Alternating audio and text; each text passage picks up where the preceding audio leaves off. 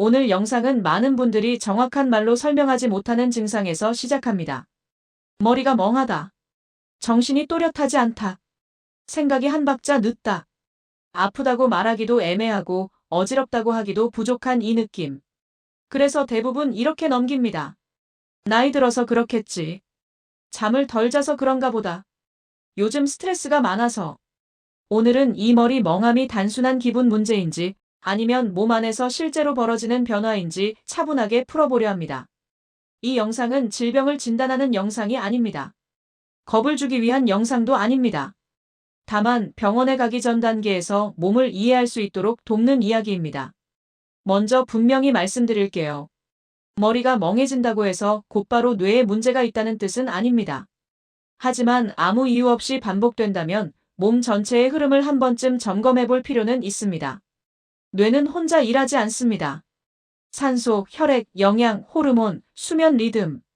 이 모든 공급이 원활하게 이어질 때 비로소 또렷함을 유지합니다. 머리가 멍해졌다는 건 뇌가 나빠졌다는 말이 아니라 공급이 잠시 불안정해졌다는 신호에 가깝습니다.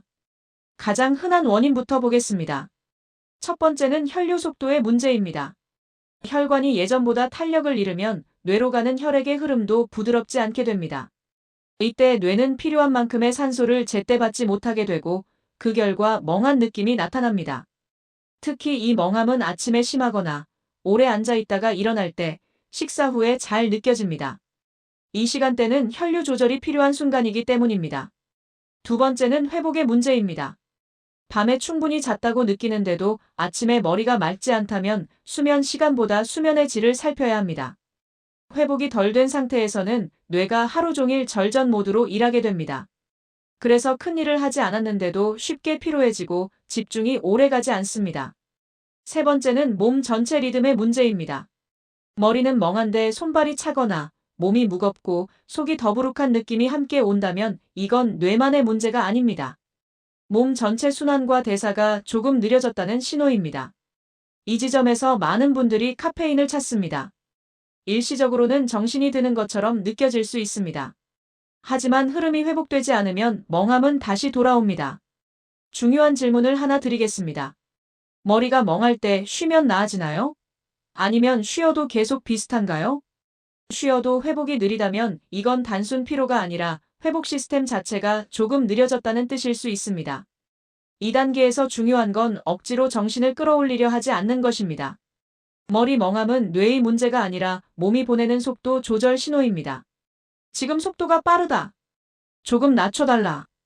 이 메시지를 무시하면 멍함은 더 잦아질 수 있습니다. 머리가 멍해질 때 뇌만 보지 마세요. 혈관, 회복, 몸 전체 흐름을 함께 보셔야 합니다. 지금부터 머리 멍함과 함께 자주 나타나는 집중력 저하, 기억이 잘 안 나는 느낌이 어디까지 관리로 가능한 신호인지 이어서 이야기해 보겠습니다.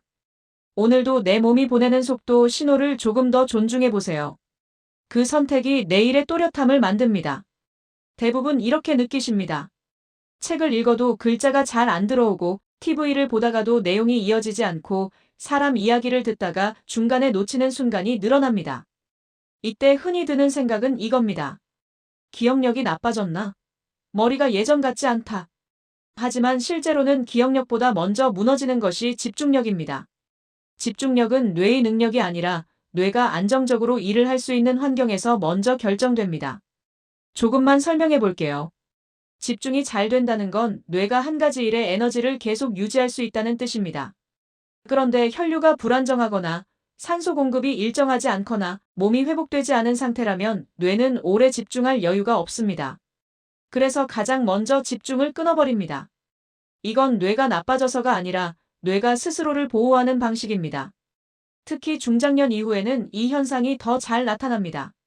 젊을 때는 조금 무리해도 집중을 억지로 끌어올릴 수 있지만 나이가 들수록 뇌는 그런 방식을 선택하지 않습니다. 대신 짧게 집중하고 자주 쉬는 쪽으로 전략을 바꿉니다.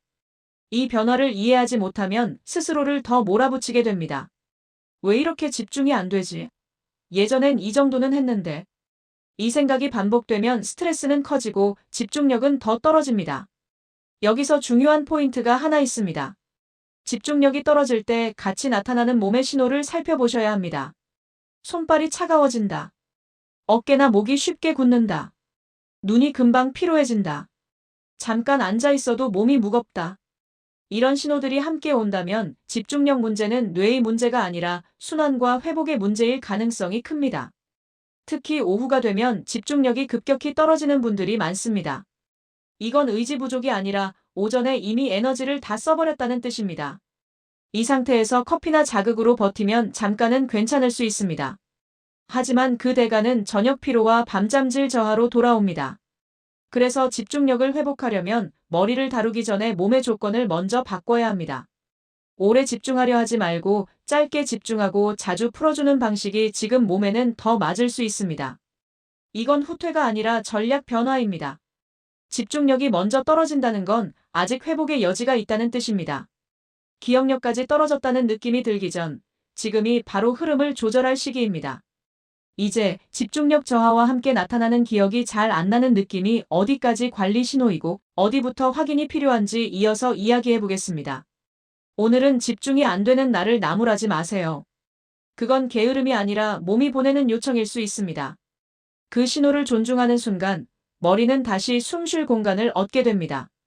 요즘 기억이 잘 안 나는 것 같은데 이건 그냥 관리하면 되는 걸까요? 아니면 확인이 필요한 걸까요?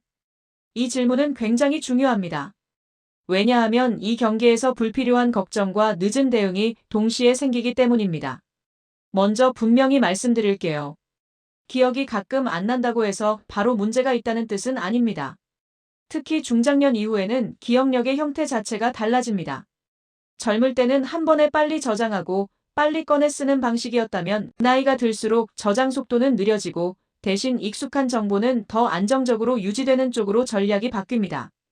그래서 나타나는 변화가 있습니다. 방금 들은 말을 잠깐 잊어버린다. 이름이 바로 떠오르지 않는다. 물건을 어디에 두었는지 잠시 헷갈린다. 이런 경우는 대부분 관리의 영역에 해당합니다. 중요한 기준은 이것입니다. 기억이 나중에라도 떠오르는가? 시간이 지나거나 힌트를 받으면 기억이 돌아온다면 이건 저장이 안 된 게 아니라 꺼내는 속도가 느려진 것입니다. 이 단계에서는 과도한 불안이 오히려 기억력을 더 떨어뜨릴 수 있습니다. 반대로 확인이 필요한 신호도 분명히 있습니다. 기억이 안 나는 것보다 기억의 맥락이 사라질 때입니다. 왜 그 자리에 갔는지 기억이 안 난다. 익숙한 길에서 방향 감각이 흐려진다. 자주 쓰던 단어가 계속 생각나지 않는다. 이런 변화가 점점 잦아지고 일상에 불편을 주기 시작한다면 지켜보기보다 확인이 필요합니다.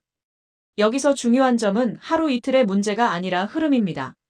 기억력 문제는 갑자기 뚝 떨어지기보다 서서히 패턴으로 나타납니다. 그리고 그 패턴의 앞단에는 대부분 이런 신호들이 먼저 옵니다. 머리 멍함이 잦아진다. 집중 시간이 짧아진다. 피로 회복이 느려진다. 잠을 자도 개운하지 않다. 즉, 기억력은 맨 마지막에 나타나는 결과일 수 있습니다.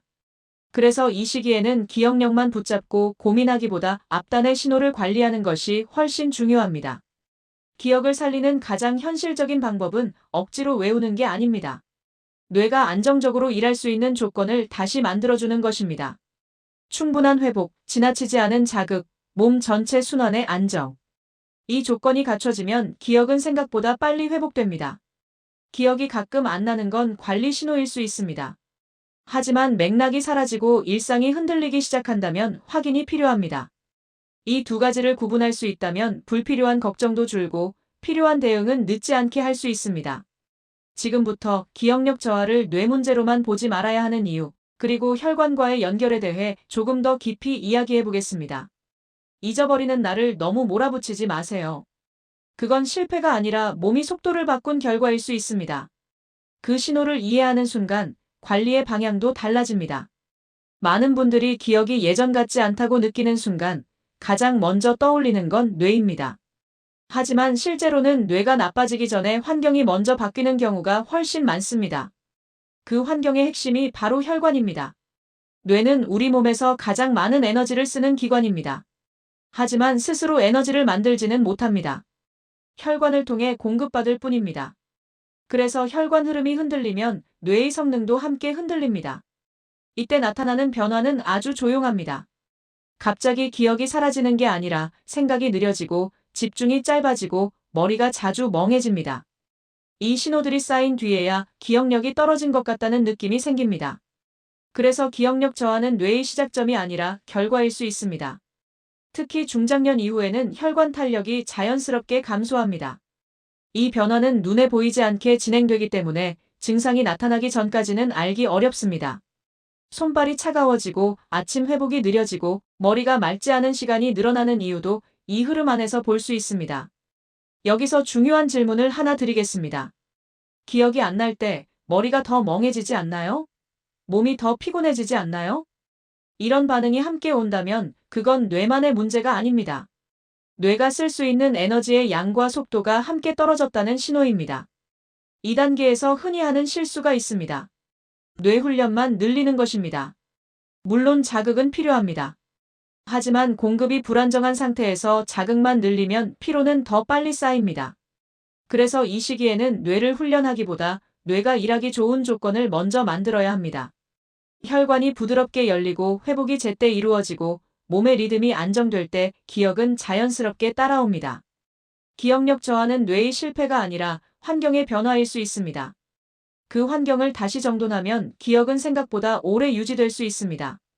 이제부터 기억력 저하와 함께 나타나는 몸의 다른 신호들, 특히 피로와 면역 저하가 어떻게 연결되는지 이어서 이야기해 보겠습니다.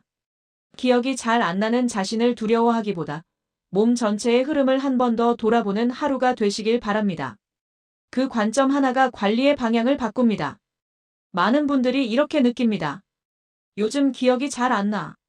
그런데 자세히 들어보면 그보다 먼저 이런 말이 나옵니다. 괜히 피곤해. 회복이 느려졌어. 자주 아파. 즉, 기억력은 혼자 떨어지지 않습니다. 대부분 피로와 면역 저하가 먼저 나타난 뒤 그 결과로 기억력 변화가 느껴집니다. 먼저 피로부터 살펴보겠습니다. 기억은 에너지를 쓰는 기능입니다. 뇌는 가만히 있어도 하루 에너지 사용량의 상당 부분을 차지합니다. 그런데 회복이 부족하면 몸은 에너지를 아끼는 방향으로 바뀝니다. 이때 가장 먼저 줄이는 게 집중과 기억에 쓰는 에너지입니다. 그래서 충분히 잔 것 같은데도 머리가 또렷하지 않고 조금만 생각해도 금방 지치는 느낌이 듭니다. 이 피로는 잠깐 쉬어서 해결되는 피로가 아닙니다. 회복 시스템 전체가 조금 느려졌다는 신호입니다. 다음은 면역입니다. 면역과 기억력이 무슨 관계가 있을까 의아하실 수 있습니다. 하지만 면역은 몸의 방어 기능이자 회복의 핵심입니다. 면역이 약해지면 몸은 늘 긴장 상태에 놓입니다. 이 상태에서는 뇌가 안정적으로 일하기 어렵습니다. 그래서 자주 아프거나 상처가 잘 낫지 않거나 컨디션 기복이 심해지면 집중력과 기억력도 함께 흔들립니다. 여기서 중요한 관찰 포인트가 있습니다. 기억이 잘 안 날 때 요즘 감기나 잔병 치레가 늘지 않았나요? 이 두 가지가 함께 나타난다면 몸의 회복력과 방어력이 함께 떨어졌다는 신호일 수 있습니다. 2단계에서 흔히 하는 실수가 있습니다. 기억력만 붙잡고 자극을 늘리는 것입니다. 퍼즐, 문제 풀기, 정보 과다.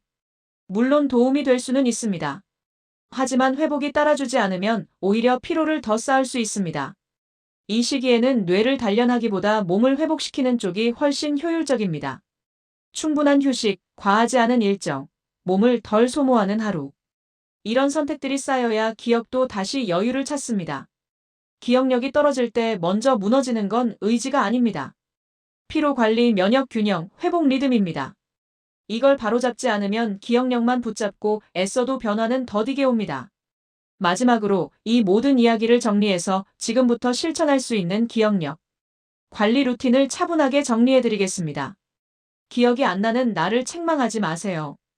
그건 약해진 게 아니라 회복이 필요하다는 신호일 수 있습니다. 그 신호를 알아차리는 순간 관리의 방향은 이미 바뀌기 시작합니다. 기억력 관리는 머리를 더 쓰는 문제가 아닙니다.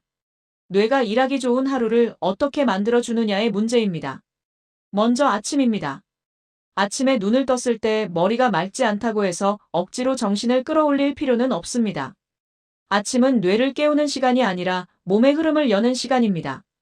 갑작스러운 자극, 급한 움직임은 혈관을 다시 조이게 만듭니다. 아침에는 손발을 움직이고 호흡을 깊게 하고 몸이 천천히 풀리는 시간을 조금이라도 만들어주세요. 이 짧은 시간이 하루 집중력의 바닥을 만듭니다. 다음은 낮입니다. 낮에는 기억력을 지키려 애쓰기보다 에너지를 고르게 쓰는 것이 중요합니다. 오래 집중하려 하지 말고 짧게 집중하고 자주 풀어주는 방식이 중장년 이후의 뇌에는 더 잘 맞습니다. 이때 중요한 건 몸의 신호를 무시하지 않는 것입니다. 눈이 피로해지거나 머리가 무거워지거나 손발이 다시 차가워진다면 잠시 멈추라는 신호입니다.